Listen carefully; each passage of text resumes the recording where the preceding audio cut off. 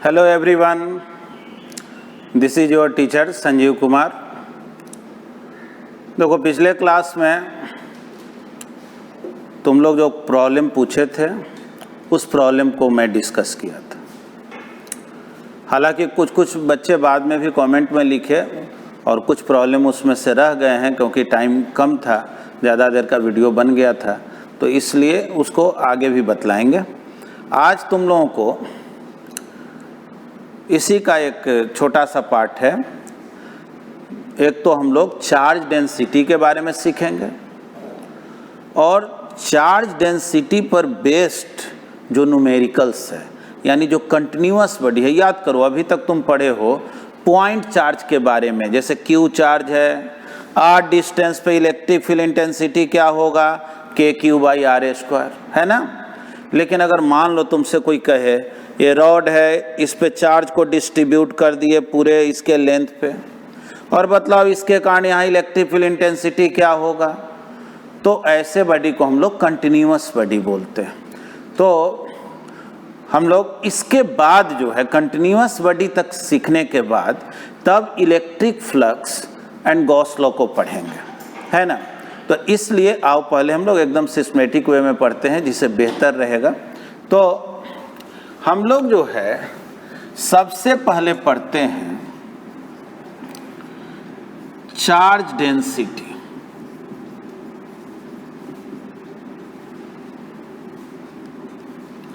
Charge density,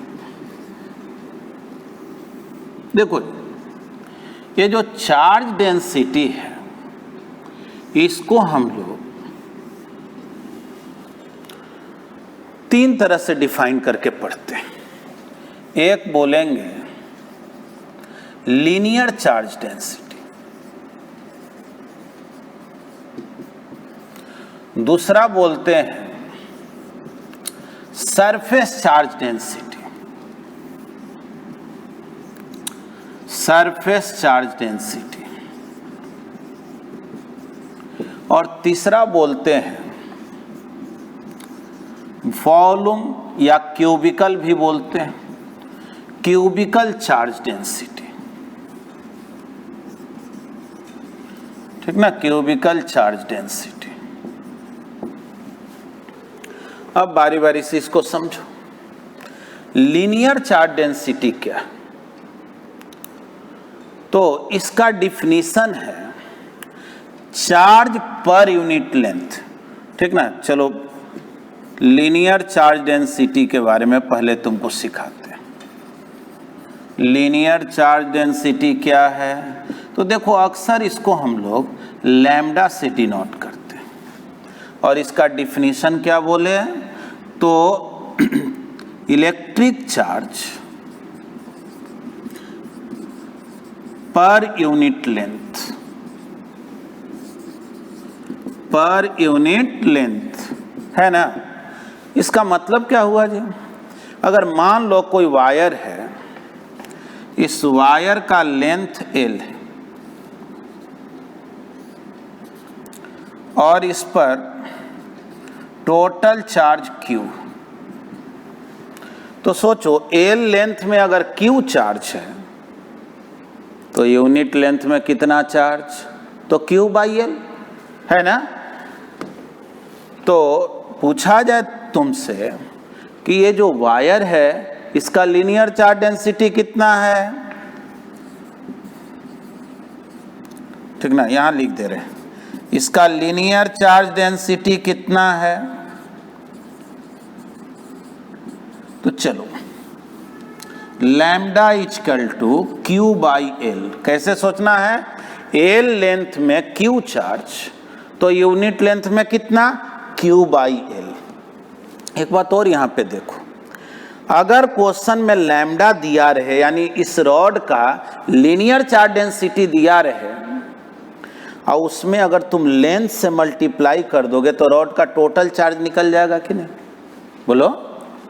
जाहिर है total charge आसानी से निकाल सकते हैं। लीनियर चार्ज डेंसिटी मालूम हो तो क्या करना है, लेंथ से मल्टीप्लाई कर देना है।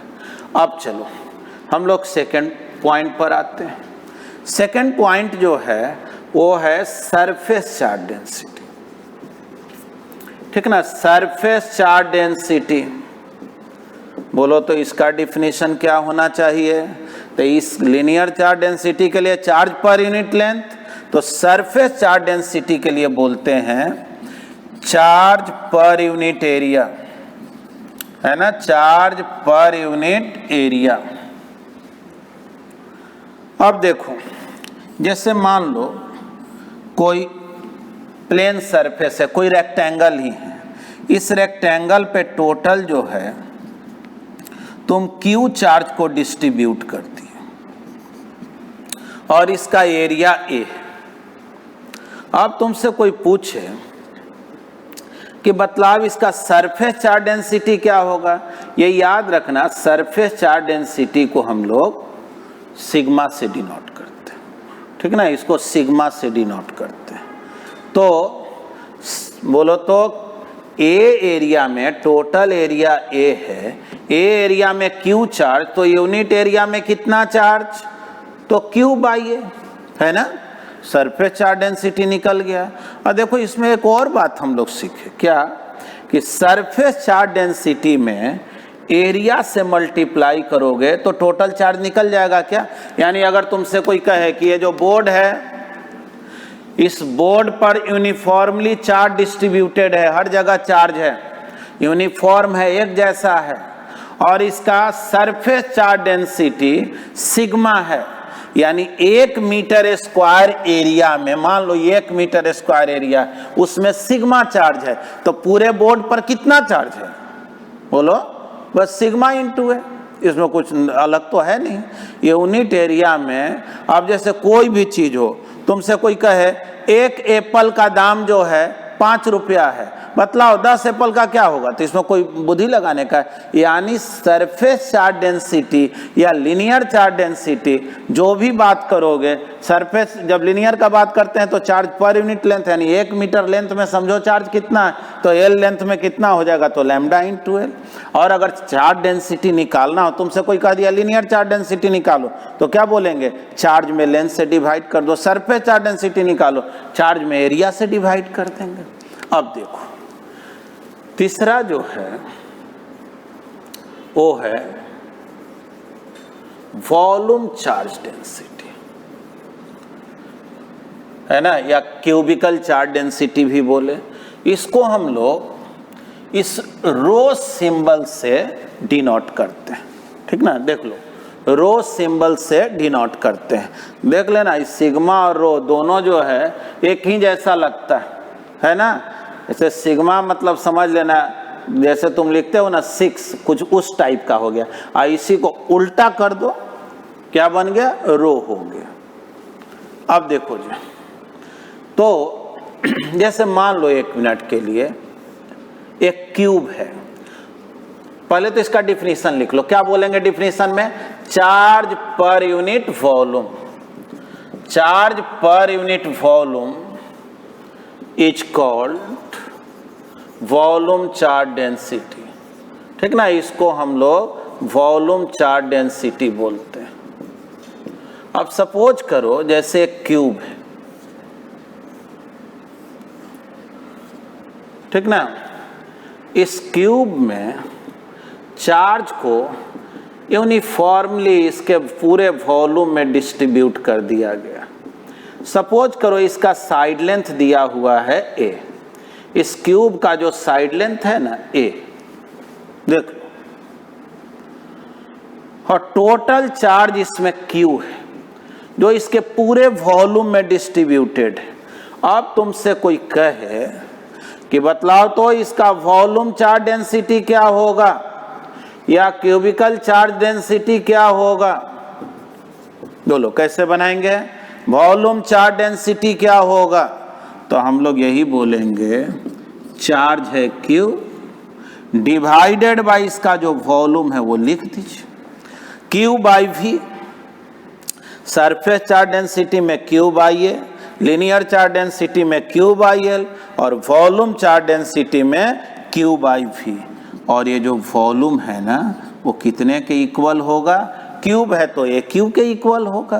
खैर जो भी हो, ये तो बात समझ गया। जैसे अगर कोई क्वेश्चन में वॉल्यूम चार्ज डेंसिटी दिया रहे, रो दिया रहे, तो सोचो तो वॉल्यूम से मल्टीप्लाई कर दोगे तो टोटल चार्ज निकल जाएगा। तो चलो हम लोग ये 3 तरह से डिफाइंड करते हैं, और इसको तुम स्क्रीनशॉट भी ले लो पॉज करके। तो देखो ये तो हम लोग चार्ज डेंसिटी को समझे।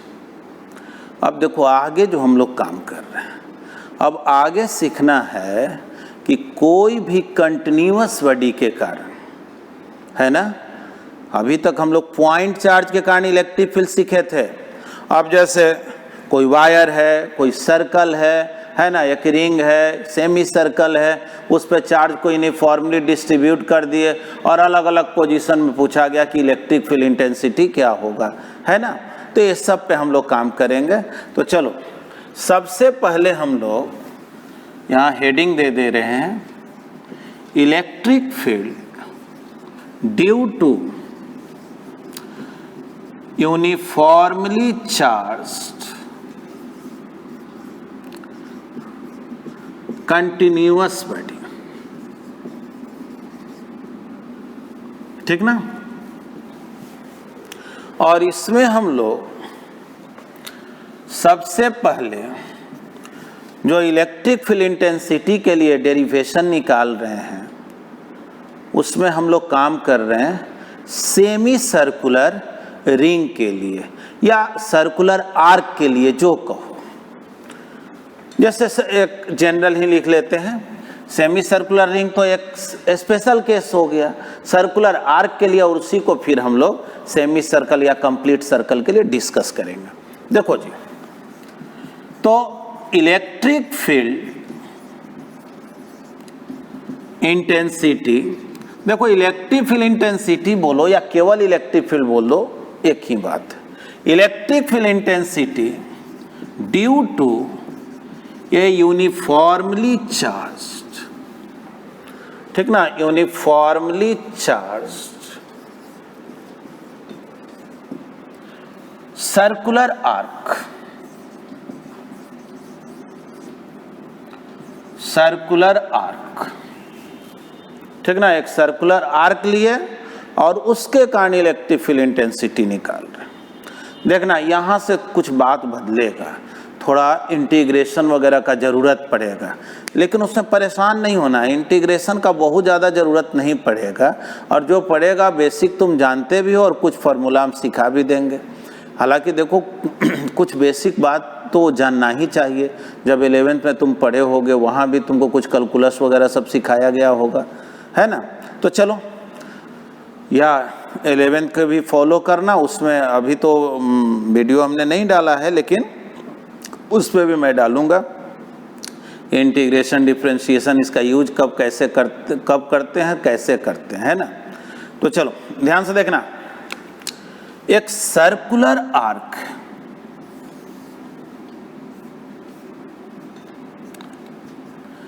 इस पर जो है चार्ज यूनिफॉर्मली डिस्ट्रीब्यूटेड,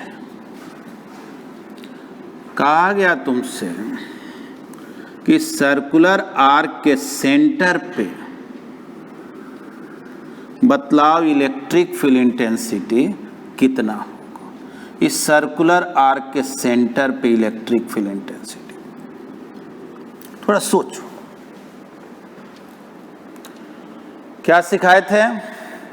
कोई भी पॉइंट पर इलेक्ट्रिक फील्ड इंटेंसिटी का अगर डायरेक्शन देखना हो, याद करो थोड़ा सा, वहां पर एक टेस्ट पॉजिटिव चार्ज रखना है ना, और उस टेस्ट पॉजिटिव चार्ज पर जिधर नेट फोर्स लगेगा वही डायरेक्शन किसका हो जाता है, इलेक्ट्रिक फील्ड इंटेंसिटी का। तो चलो यहाँ पे एक टेस्ट चार्ज को रखती है, ठीक ना, एक पॉजिटिव चार्ज को रखती है। अब देखो ये प्लस चार्ज है, इधर रिपेल किया, ये प्लस चार्ज इधर रिपेल किया, ये प्लस चार्ज इधर रिपेल किया। सोचो तो, अब इलेक्ट्रिक फील्ड इंटेंसिटी का डायरेक्शन किधर होगा, तो देखना ये होगा कि नेट फोर्स किधर लग रहा है ना, नेट फोर्स किधर लग रहा। तो चलो इसके एंगल बाइसेक्टर का एक लाइन ड्रॉ कर लिए, थोड़ा बढ़िया से देखना। सोचो तो यहाँ पे अगर एक छोटा सा हम इसका एलिमेंट ले, एक पार्ट लें, सोचो तो यहाँ हम एक पॉजिटिव चार्ज को रखे हुए हैं और यहाँ एक छोटा सा जो है ना इस सर्कुलर आर्क का एक पोर्शन लिए, ये भी पॉजिटिवली चार्ज्ड। तो ये जो पॉजिटिव चार्ज है इस प्लस चार्ज को क्या किया, रिपेल किया।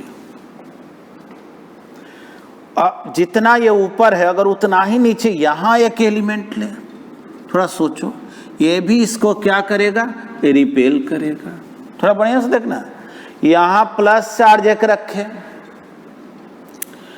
एक हम छोटा सा एलिमेंट यहाँ लिए, वो इधर फोर्स लगाया और उतना ही नीचे यहाँ लिए, तो सोचो तो एक फोर्स इधर लगा और एक इधर लगा, रिजल्टेंट इधर होगा कि नहीं। तो जितना एलिमेंट इसके अपर पार्ट में मौजूद है उतना ही ना नीचे वाला पार्ट में भी मौजूद है।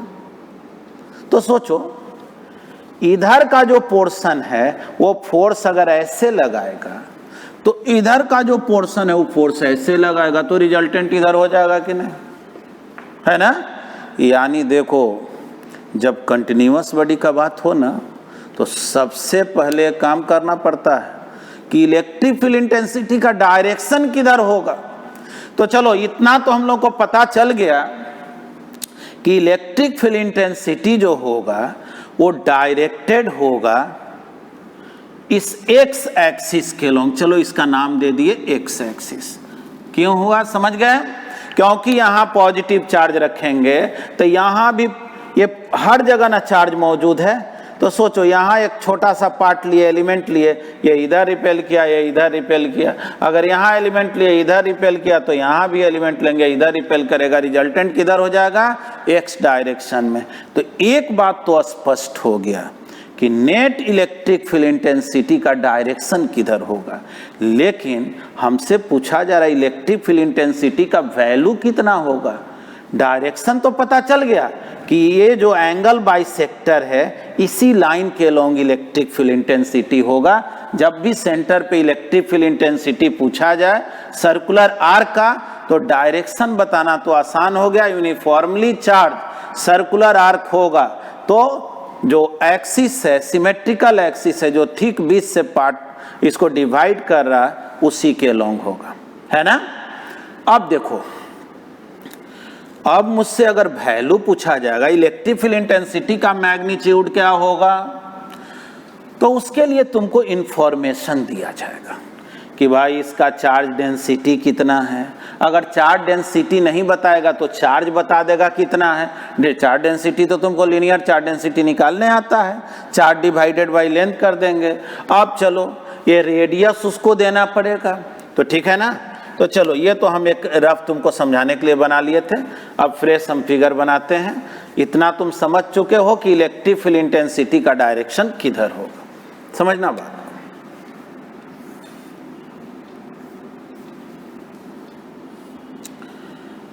यूनिफॉर्मली चार्ज्ड सर्कुलर आर्क,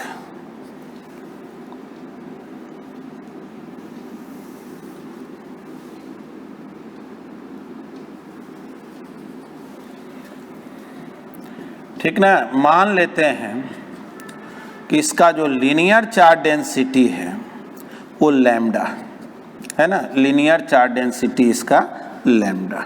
चलो थोड़ा फिगर अच्छा बना देते हैं, वैसे एकदम परफेक्ट तो बनने वाला नहीं है, लेकिन चलो कोशिश करते हैं अच्छा बने, है ना। देखो जी, इतना तो मुझे समझ में आ चुका है इलेक्ट्रिक फील्ड इंटेंसिटी होगा किधर, तो एक्स एक्सिस के लॉन्ग। मान लेते हैं इसका लीनियर चार्ज डेंसिटी जो है वो लैम्डा है। लेट लैम्डा जो है वो है लीनियर चार्ज डेंसिटी और इसका जो रेडियस है चलो कैपिटल आर है। अब सोच करके बतलाओ इलेक्ट्रिक फील्ड इंटेंसिटी निकालें कैसे। सपोज करो क्वेश्चन में ये दिया हुआ है कि ये जो टोटल एंगल है, ये जो आर्क है ये जितना एंगल बना रहा है सेंटर पे टोटल एंगल अल्फा है, तो जाहिर है ये अल्फा बाई 2 हो गया, ये भी क्या हो गया अल्फा बाई 2, है ना। अब मुझे निकालना है इस P पॉइंट पर इलेक्ट्रिक फील्ड इंटेंसिटी कितना होगा, किस डायरेक्शन में होगा। ये तो मुझे मालूम है कि net electric field intensity x direction में ही होगा। चलो यहां लिख भी दे रहे हैं कि it is clear that net electric field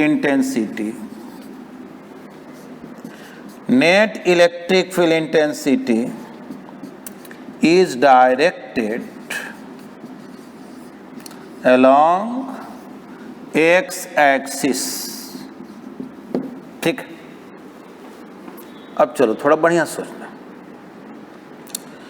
हम लोग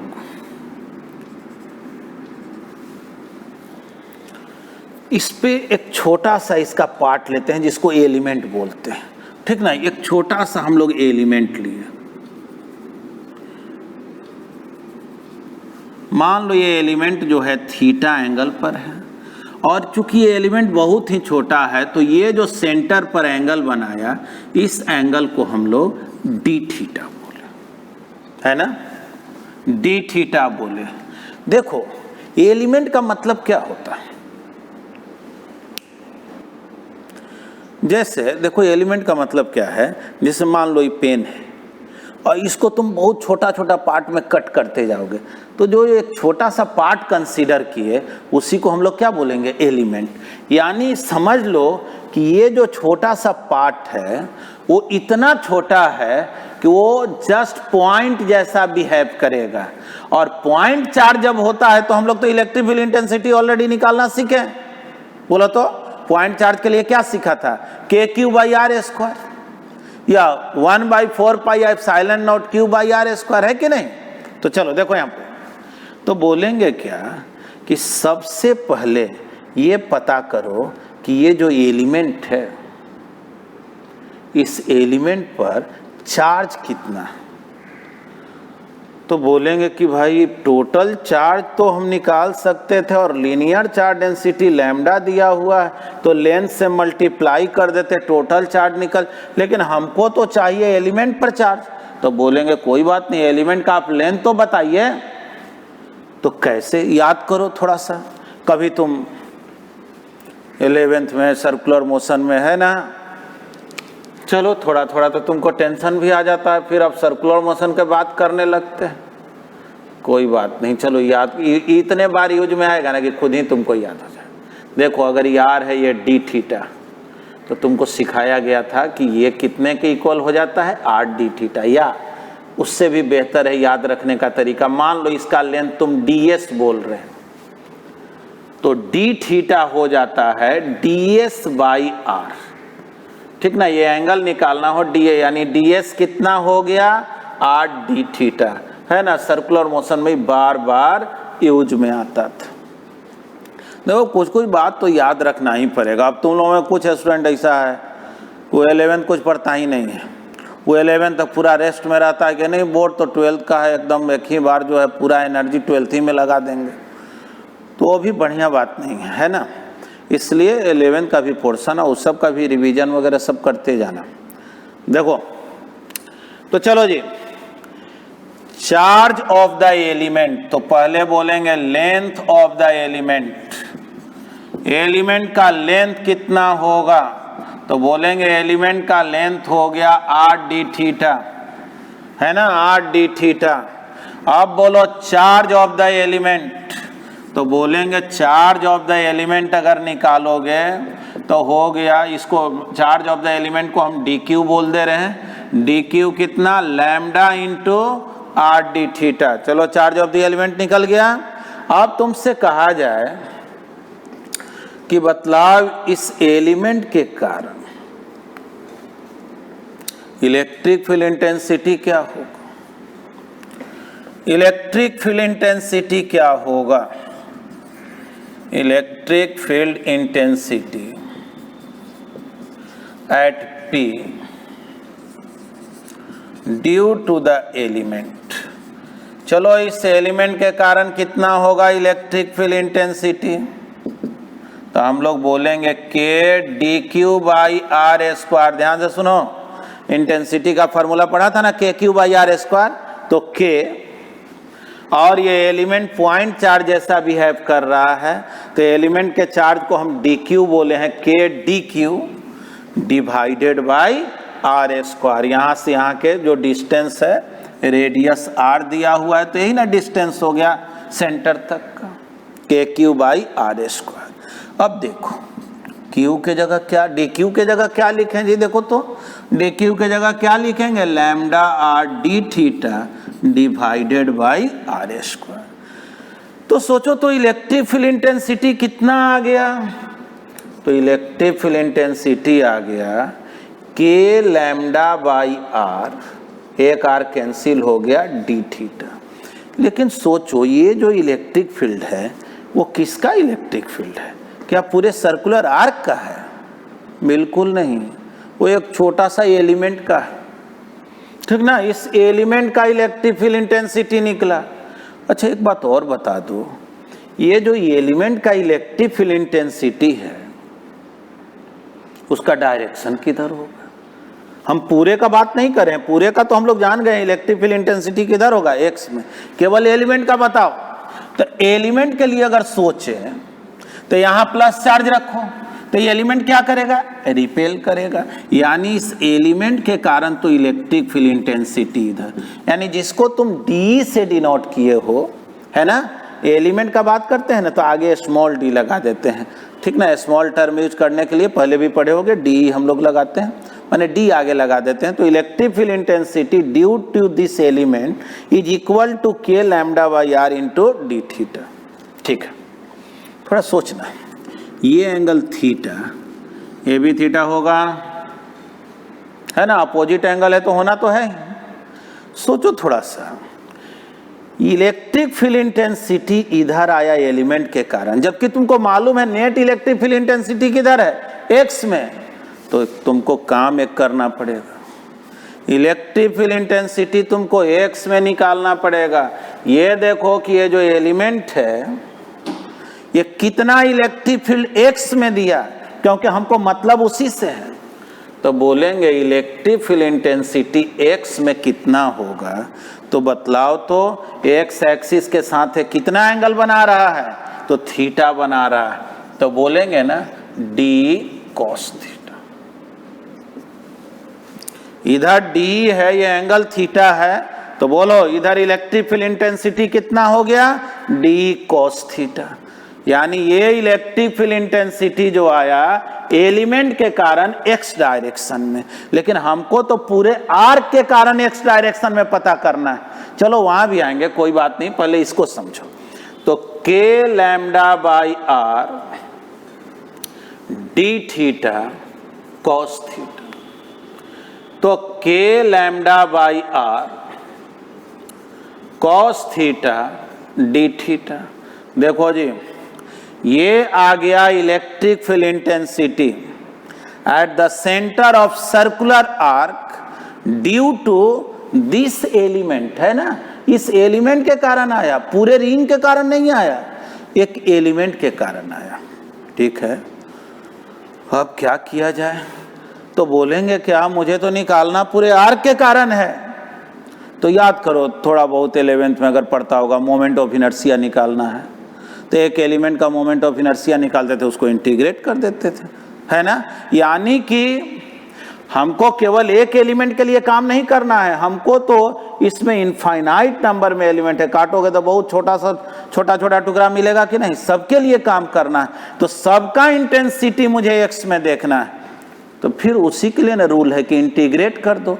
एक एलिमेंट के लिए इलेक्ट्रिक फील्ड इंटेंसिटी निकाले, जिधर नेट इलेक्ट्रिक फील्ड इंटेंसिटी है उधर उसका कंपोनेंट देख लिए कितना है, और अब जो है नेट इलेक्ट्रिक फील्ड इंटेंसिटी, देखो net electric field intensity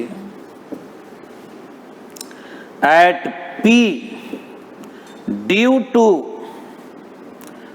given circular arc, given circular arc, चलो जी, यानी कि ये तो आया था एलिमेंट का इलेक्ट्रिक फील्ड एक्स में, अब पूरे कंप्लीट सर्कुलर आर्क के कारण एक्स में कितना आएगा यहाँ लिख ही दे रहे हैं, एलोंग एक्स एक्सिस कितना होगा। अब पूरे का बात कर रहे हैं, अब एलिमेंट का बात नहीं कर रहे हैं, इसीलिए सीधे ई लिख दिए। चाहे ई एक्स भी लिख सकते हो ना, जिससे कि डायरेक्शन भी रिप्रेजेंट हो जाए, या केवल ई लिखते हैं, समझ ही रहे हो direction net electric field x में। तो के लैम्डा बाई आर, देख लो के लैम्डा बाई आर, इसको इंटीग्रेट करना है, कॉस थीटा डी थीटा। देखो के तो कांस्टेंट है ना, इलेक्ट्रोस्टैटिक कांस्टेंट है, लैम्डा भी फिक्स वैल्यू है, रेडियस भी तो फिक्स है, यानी जो वेरिएबल टर्म है वो थीटा है। तो integration cos theta D theta, अब बोलो थीटा कहां से कहां तक वेरी कर रहा है, लिमिट कैसे दें, तो देखना बढ़िया से सीखना। जैसे ये थीटा है ना, तो सोचो अगर तुम इसको काटते जाओ, एलिमेंट लेते जाओ काटते जाओ, तो कहां तक जाओगे, यहां तक। तो ये एंगल कितना हो जाएगा, अल्फा बाई 2 होगा क्या, यानी थीटा बढ़ करके कहां तक हो जाएगा, अल्फा बाई 2। नीचे भी आओगे तो कितना हो जाएगा, अल्फा बाई 2, समझना, क्योंकि इधर भी तो एलिमेंट होगा ना, इधर भी काटते, तो देखो एलिमेंट यहां से स्टार्ट होकर यहां तक हो सकता है, और हम जो एंगल ले रहे हैं वो एक्स एक्सिस से ले रहे हैं। तो इधर देखो मैथमेटिक्स में रूल है, अगर इसको हम लोग प्लस अल्फा बाई 2 बोल रहे हैं, तो इधर को क्या बोलेंगे, माइनस अल्फा बाई, यानी यहाँ जो एलिमेंट होगा वो माइनस अल्फा बाई 2 एंगल पे होगा, और यहाँ जो होगा वो प्लस अल्फा बाई, यानी लिमिट कहाँ से कहाँ तक देंगे, तो लिमिट देंगे माइनस अल्फा बाई 2 से प्लस अल्फा बाई 2, है ना। इसका पॉज करके तुम लोग एक स्क्रीनशॉट ले लो। तो अब इसको हम लोग सॉल्व करते हैं। तो electric field intensity, net electric field intensity X direction में क्या होगा, तो K lambda by R, cos theta का इंटीग्रेशन क्या हो गया, तो साइन थीटा, ठीक ना, पढ़े हो ना। अब चलो किसी किसी के माइंड में आ रहा होगा कि कॉस थीटा का माइनस साइन थीटा ना बताए थे, बिल्कुल नहीं, डिफ्रेंसिएशन करोगे ना तो कॉस थीटा का होता है माइनस साइन थीटा, इंटीग्रेशन करोगे तो कॉस थीटा का साइन थीटा, और कहां से कहां, माइनस अल्फा बाई 2 से प्लस अल्फा बाई 2। तो K lambda by are, theta के जगह अल्फा बाई 2 एक बार अपर लिमिट रखो, और फिर जो है एक बार lower limit minus alpha by 2, है ना। अब देखो तो इसको सॉल्व करने पर क्या आएगा, तो इलेक्ट्रिक फील्ड इंटेंसिटी आया, चाहो इसी के को 1/4 पाई एप्सिलॉन नॉट बोलते हैं। देख लो ध्यान से, देखो यहाँ पे साइन अल्फा बाई 2 और साइन माइनस अल्फा बाई 2, तो तुम ये जानते हो साइन माइनस थीटा जब होता है ना, तो माइनस साइन थीटा हो जाता है, लेकिन वही याद रखना कॉस माइनस थीटा होने पर वो कॉस थीटा होता, माइनस नहीं रहता। तो बतलाओ, तो इसमें माइनस आ गया तो माइनस माइनस प्लस हो गया ना, तो क्या लिख दें, सीधे ऐसे लिख दे रहे हैं 2 lambda sine alpha by 2 divided by R. देखो तो सही लिखे ना, के को क्या लिख दिया 1/4 पाई एप्सिलॉन नॉट, या कहीं रहने दे सकते हो, फिर ये 2 sine alpha by 2 into lambda divided by R. ये हो गया जनरल फॉर्मूला। ये कब के लिए बात किए, तो कोई भी अगर सर्कुलर आर्क अपने सेंटर पर कितना एंगल बनाए, अल्फा एंगल बनाए, तब ये काम करना है, ठीक ना। तो चलो ये फॉर्मूला को तो लिख लिए, अब इसी में देखो तुमको कुछ और बात बता रहे हैं। जैसे केस फर्स्ट, अगर हम लोग बात करें फॉर सेमी सर्कुलर वायर, मतलब कि ये जो आर्क होता है वो सेमी सर्कल के शेप में होता है, तब ये एंगल जो है सोचो तो ये पाई बाई 2 हो जाता ना, ये भी पाई बाई 2 हो जाता कि नहीं, यानी कि अगर तुमसे कोई क्वेश्चन कह दे कि एक सेमी सर्कुलर वायर है, लीनियर चार्ज डेंसिटी लैम्डा है, इलेक्ट्रिक फील्ड इंटेंसिटी क्या होगा अगर इसका रेडियस r,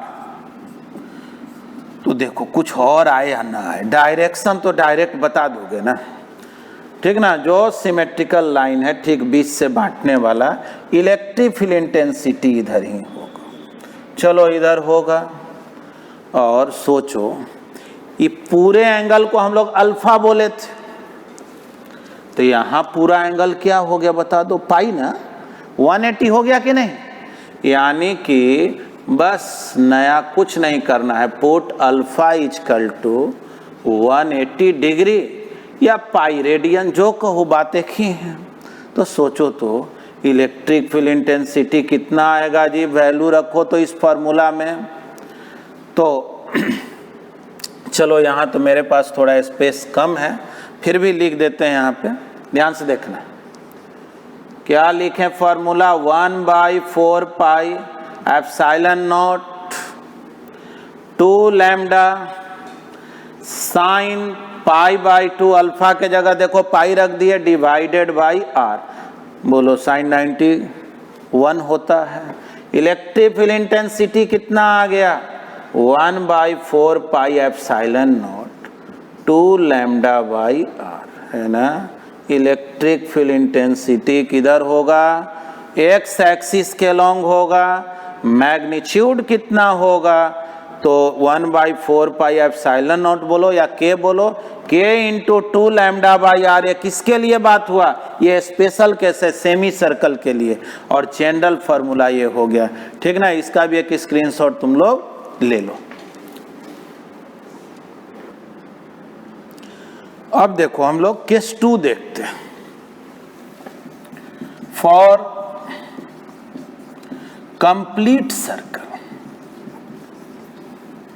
देखो कंप्लीट सर्कल का अगर बात किया जाए ना,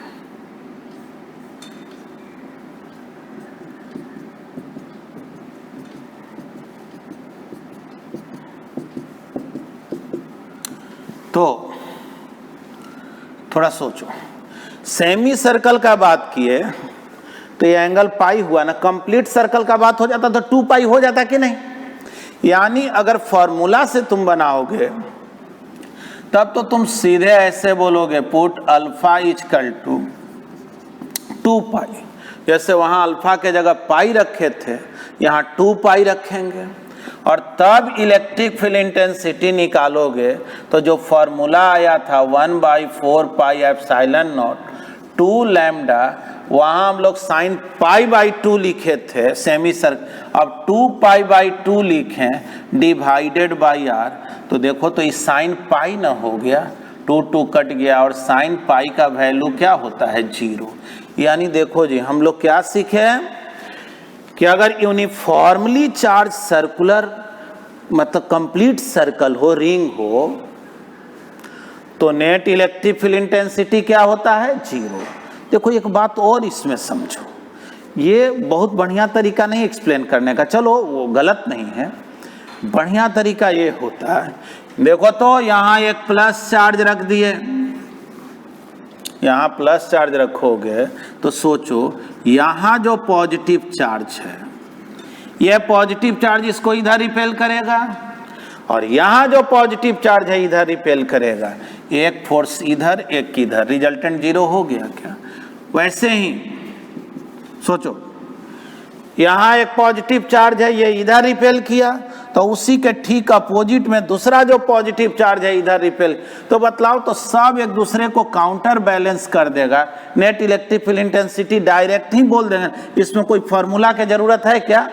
यानी बस इसको ऐसे ही याद रखना है कि अगर कंप्लीट सर्कल होगा तो यूनिफॉर्मली चार्ज रिंग के लिए सेंटर पे इलेक्ट्रिक फील्ड इंटेंसिटी क्या होगा 0 होगा, ठीक ना। इसका भी फिगर बना लो। तो आज जो है तुम लोग क्या क्या सीखे, लीनियर चार्ज डेंसिटी सीखे, और सर्कुलर आर्क के कारण या सेमी सर्कल, कंप्लीट सर्कल के कारण इलेक्ट्रिक फील्ड इंटेंसिटी क्या होगा। चलो आज हम इतना ही सिखाते हैं, लेकिन अगले क्लास में तुमको सिखाएंगे कि अगर स्ट्रेट वायर रहे या और भी अलग अलग शेप रहे तो उस केस में इलेक्ट्रिक फील्ड इंटेंसिटी कैसे निकालेंगे, और ये सब पर बेस्ड जो प्रॉब्लम्स है उसको कैसे बनाते हैं। और इसके बाद हम लोगों के काम बहुत आसान हो जाएगा। समझो इलेक्ट्रोस्टैट में जो डिफिकल्ट पार्ट माना जाता है, ज़्यादातर लोगों को थोड़ा दिक्कत लगता है, वो यही सब कंटिन्यूअस बॉडी वाला, और लेकिन तुमको एकदम बहुत ही आसान लगेगा। ठीक ना, एकदम बढ़िया से रिवाइज करना। पहले जो दिया गया होमवर्क है ना उसको ट्राई करना। अभी हम एडिशनल होमवर्क नहीं दे रहे, अगले क्लास में तुमको एडिशनल होमवर्क देंगे। ठीक ना, चलो थैंक यू।